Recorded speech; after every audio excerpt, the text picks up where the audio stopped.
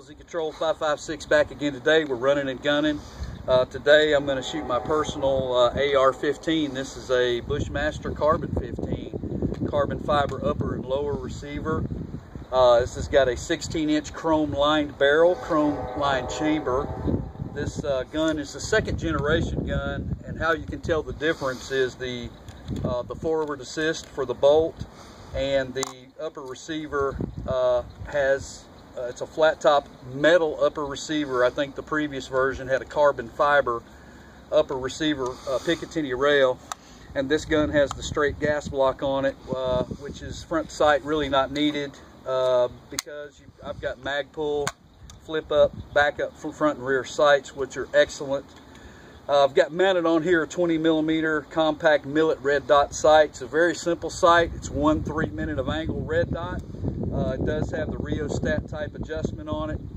It's just a cheap setup, but it's very rugged, very reliable. I've had these on many of my rifles and they work fantastic. This was a budget level, a budget-minded purchase for me. I paid, I think, $800 for this rifle just in standard configuration right before Christmas. And I saw them in a gun shop the other day for $1,800. So I'll do a tabletop review of the, and firing review actually, of the Carbon 15, but I'm going to show you us running the gun today. This, my impression of it overall is going to be that it's a fantastic AR.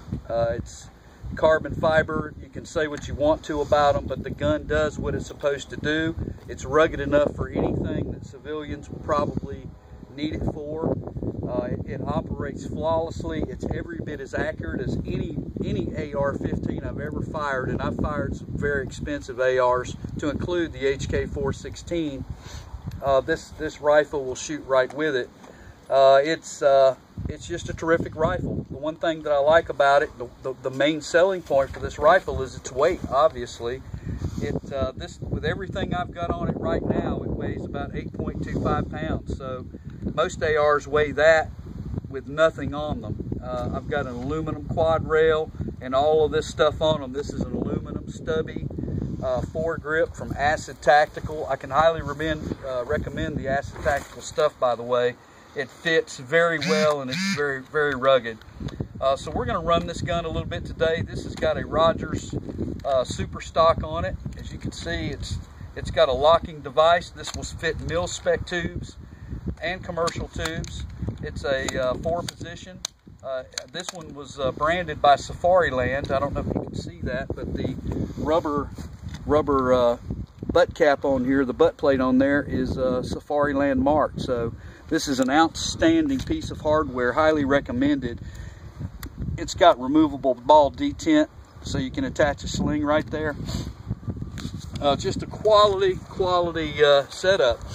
I talked to Bushmaster about this rifle when I was considering buying it, and they told me that basically it's addressing some of the receiver cracking concerns. They are very skeptical about some of those receivers. None of them, I believe, were Bushmasters, but this is well made and beefed up in the areas where the stresses would occur. I've had 0 malfunctions out of this rifle, and it is bad accurate. So I particularly like, having been in the Army with the A2 M16s, having this pencil type barrel. I really like this profile over the M4 pattern barrel. I love the pencil barrel. I do want to convert this to a gas piston operated gun later on, just to simply save wear and tear on my barrel. That's the only reason, really. The reliability issue hasn't been a problem. If you clean ARs, the gas impingement works just fine, particularly in the South Georgia tropical climate that we live in. So I would run this gun wet anyway. But I do want to put a piston kit on it, and that probably is going to be my only obstacle, is finding one that will adapt to this .625 diameter barrel. But other than that, we're going to run a gun today.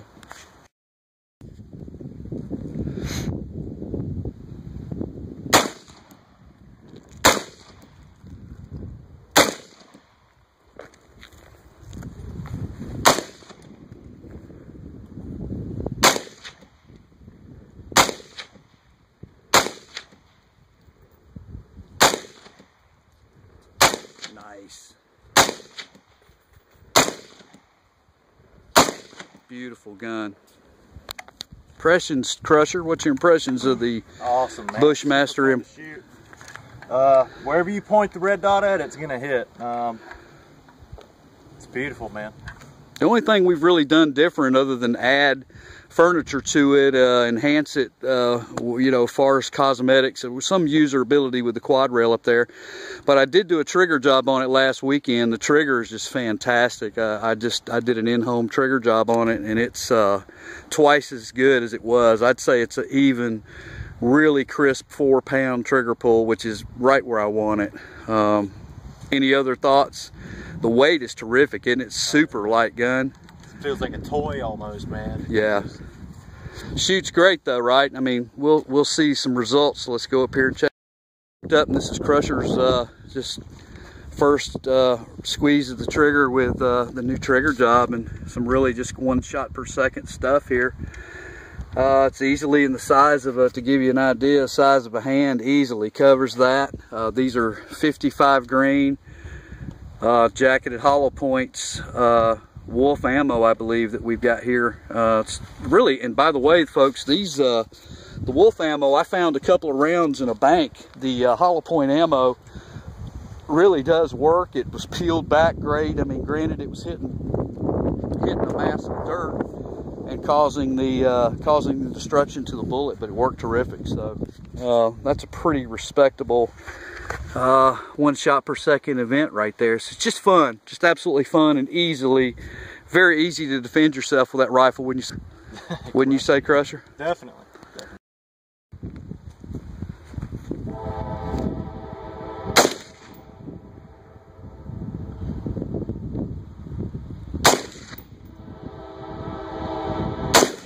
Weapon on safe.